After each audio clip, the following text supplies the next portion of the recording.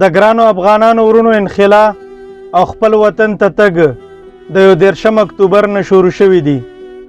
بلها افغان کډوال چې زړه نه غواړي چې د پاکستان د خاورې لاړ شي، ځکه دلته تقریبا 40 کاله ژوند د مهاجرت تیر کړی دی.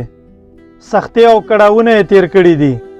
په خپل شنه زور یې دلته خپل کارونه او کاروبارونه جوړ کړي وو. د نیم نه زیات اقتصاد د پاکستان همدې افغانانو ورونو سنبال کړی و.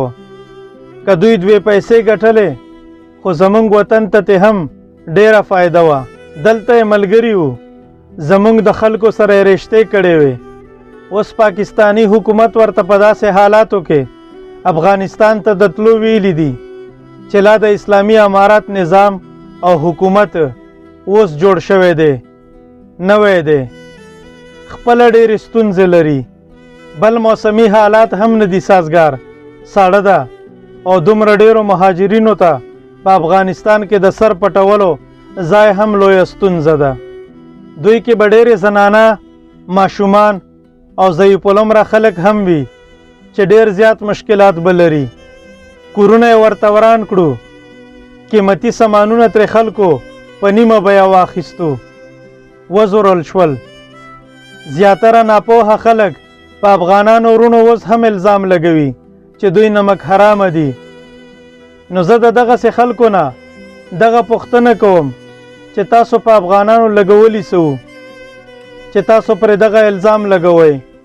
دا 40 کاله هم د دوی په سر هم د دوی د حصې نمک خوړلی دی، او که بیا دې پرې په غلطي او عقلداره لګولی هم وي نو د یونایټډ نیشن نه دی په دوی کې د یو کس په سر $10,000 اخیستی دي. دا خو د دوی د لاسه مزې کړي دي. داسې نه چې ګنې افغانان د خپل وطن ته نه ځي، ودې لیږل شي خو په یو منظمه طریقه. داسې زیاتی نه و پکار لکه کوم پاکستانی حکومت د دوی سره وکړه. کم از کم چې د انساني حقوقو خیال خو یې ساتلی وی او په راتلونکي کې موږ د دوی سره د سترګو لګېدو قابل خو پریښې وی که نه.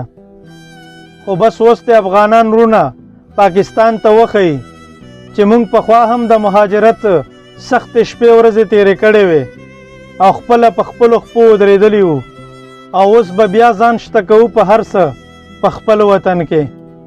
خپل وطن ورته ښه ده، که یو وخت یې خوري او بل وخت یې نه وي بیا هم ترې بهتر ده. د چا احسان خو به پې نه وي که نه. ځکه خو شاعر وایي چې د پردي سیوري نه په خپلو سرو غرمو کې ښې دلته به ډېر ګران وې که هلته شوې ارزان به شې. ګرانو ملګرو، که ویډیو مو خوښه شوې وي نو لایک او د ملګرو سره یې شیر کړئ او زما یوټیوب چینل خامخا سبسکرایب کړئ. خوشحاله اوسئ.